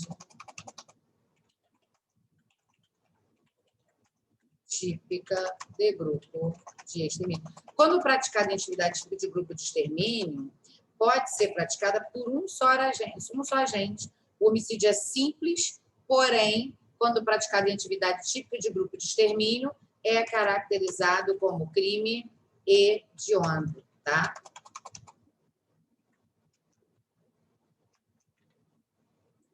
Os homicídios praticados são hediondos por serem praticados em comunidade pobre. A hediondez existe, mas não porque foram praticados em comunidade pobre, até porque, se assim fosse, todos os homicídios ocorridos nas grandes comunidades do estado do Rio de Janeiro seriam hediondos exatamente porque em comunidade pobre. Então, ser uma comunidade pobre não caracteriza o crime como hediondo. Errado, pois o fato de terem sido praticados em comunidade pobre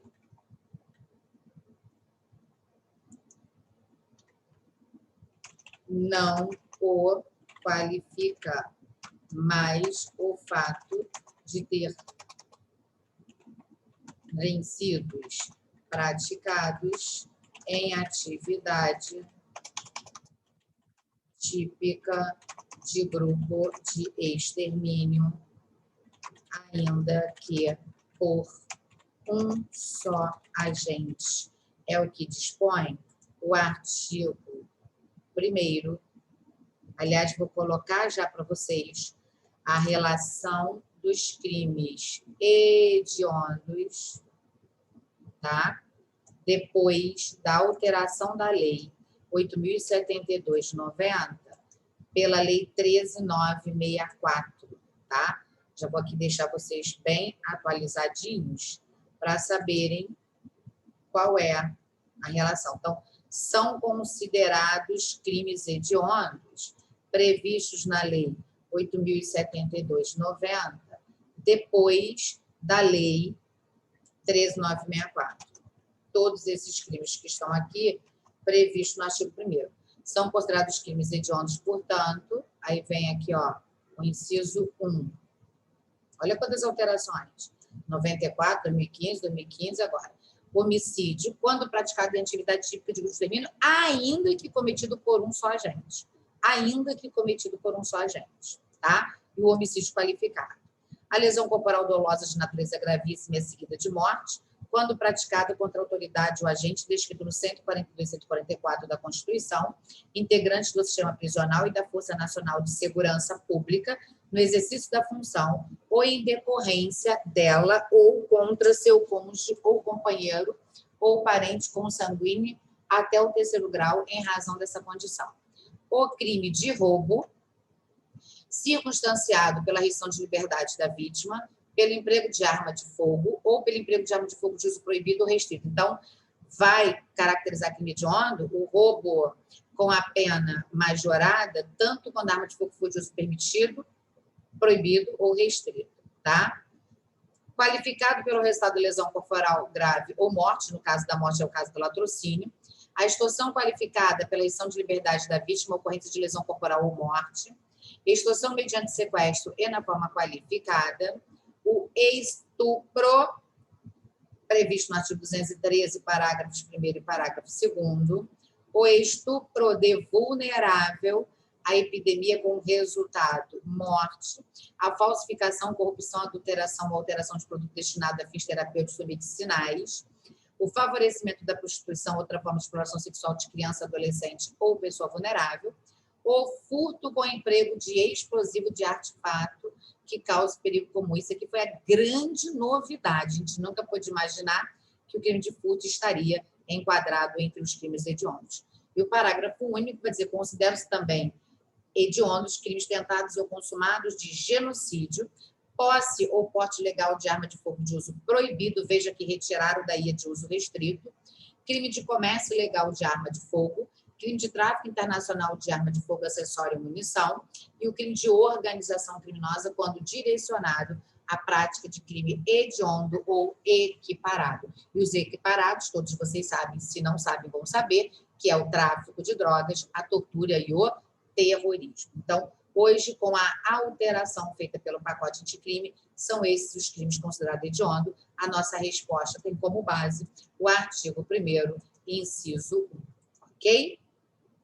Bom, dito isto, turminha, eu preciso saber se vocês têm alguma dúvida sobre as questões que eu fiz, sobre as questões que a professora Carla fez, sobre as questões que a professora Renata Jorge fez.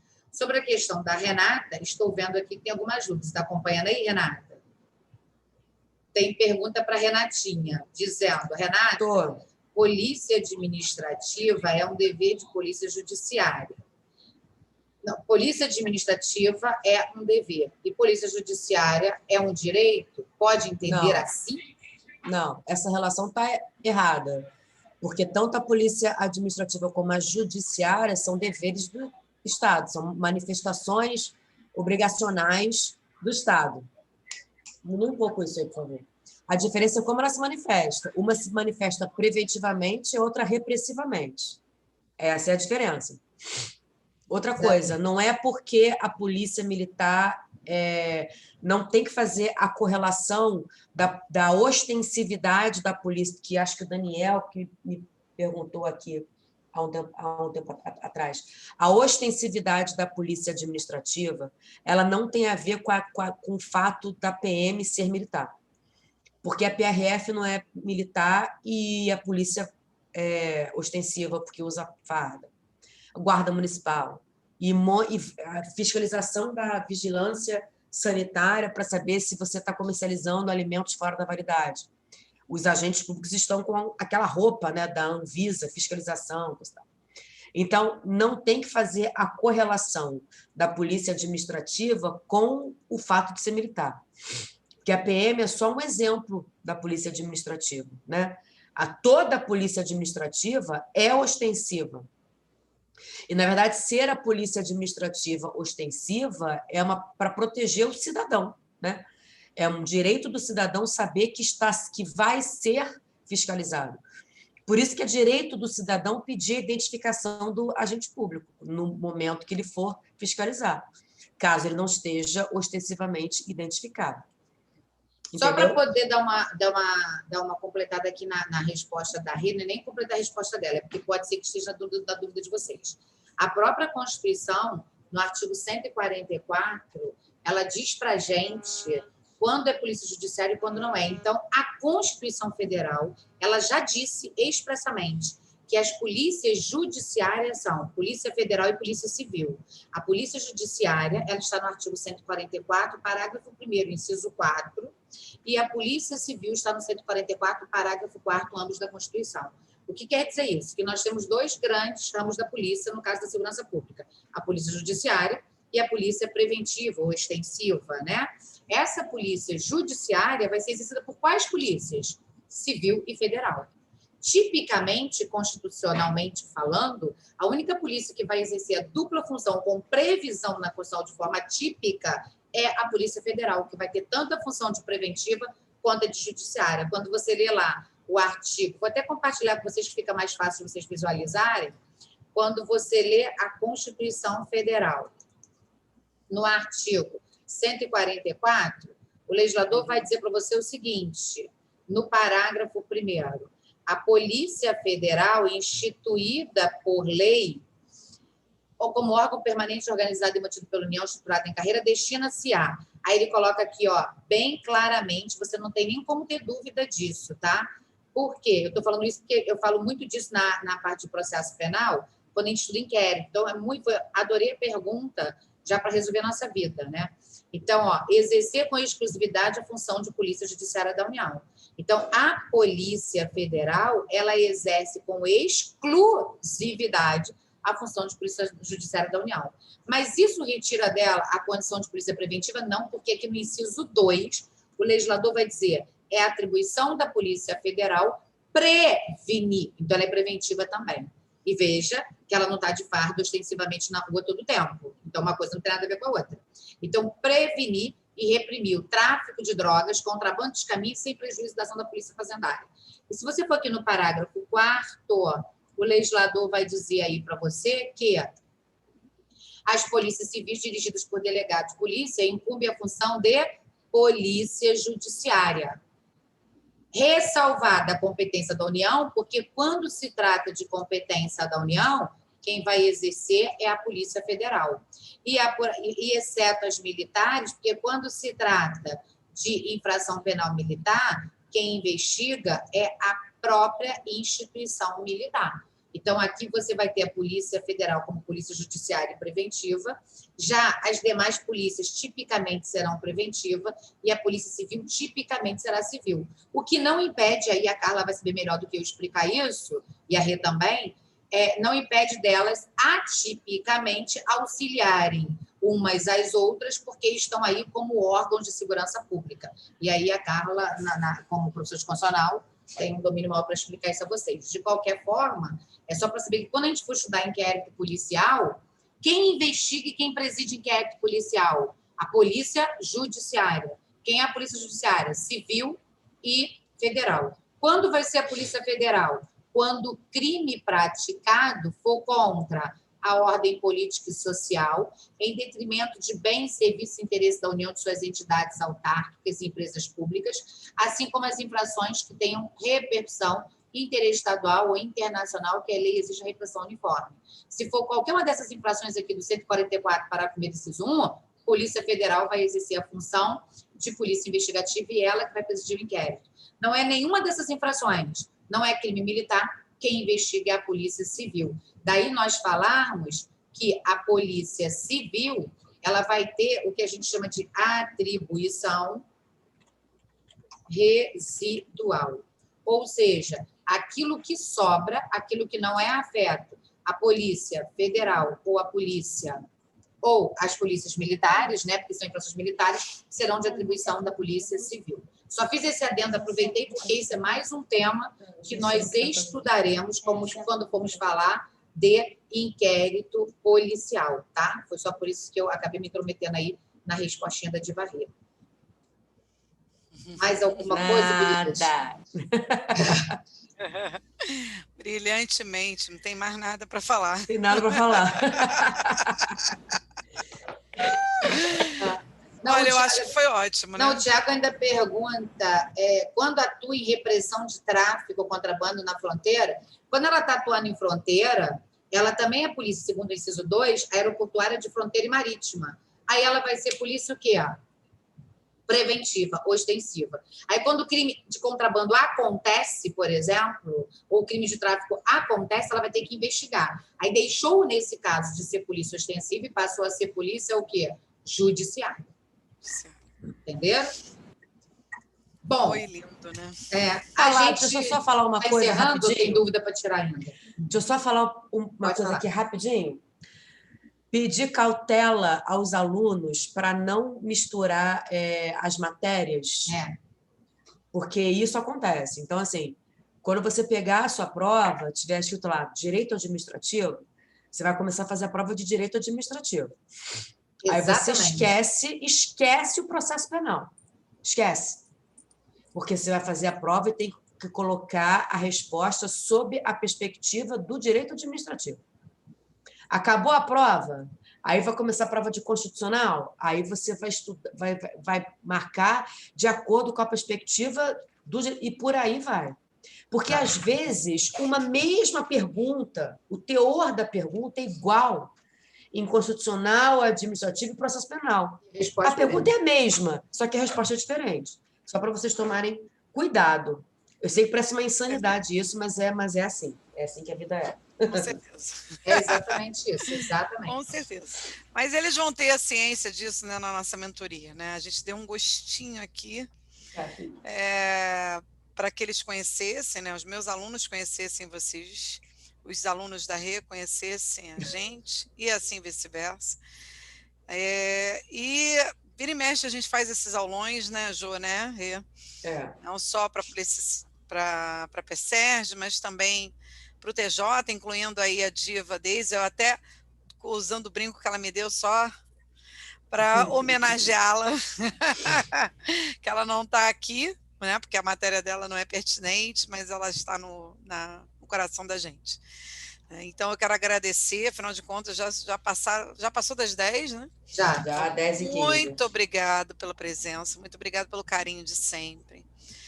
Deem aí like para a gente e divulguem aí a nossa mentoria, que, como vocês viram, a gente faz com muito amor, né? Com muita dedicação. E o intuito é que a gente se veja em breve, aglomere em breve nesse churrascão de posse.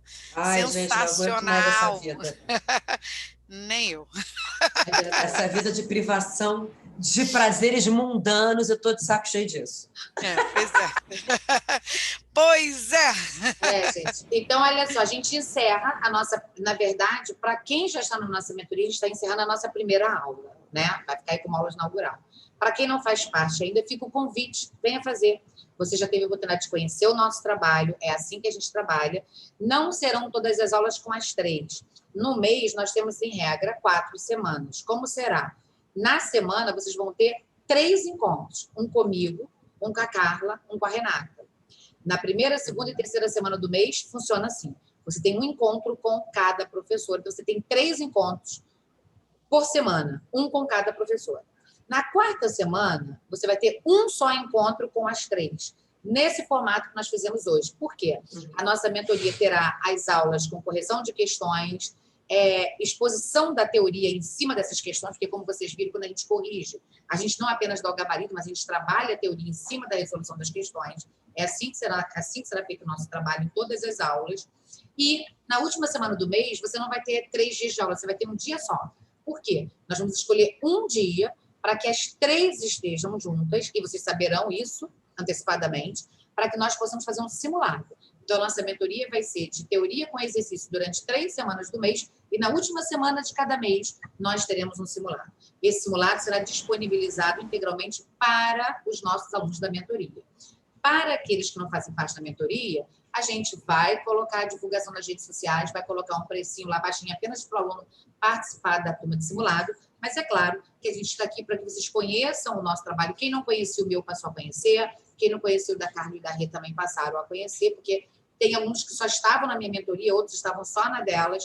Então, agora nós vamos fazer uma mentoria só, onde você vai ter oportunidade de estudar as 5 matérias, tendo 3 encontros semanais com a gente, né? Que é mais o quê? Não precisa de mais nada, gente. Depois disso, você precisa estudar português e informática, né? Então, minha filha, faz parte da nossa mentoria, você está praticamente formado, porque português e informática, você já viu aqui que as divas não têm condições nenhuma de ensinar nada para ninguém. Mas nada, você ainda é diva tecnológica. Eu e a Rê. Sem fazer eu nada. Eu e a Rê estamos em grau de topeira.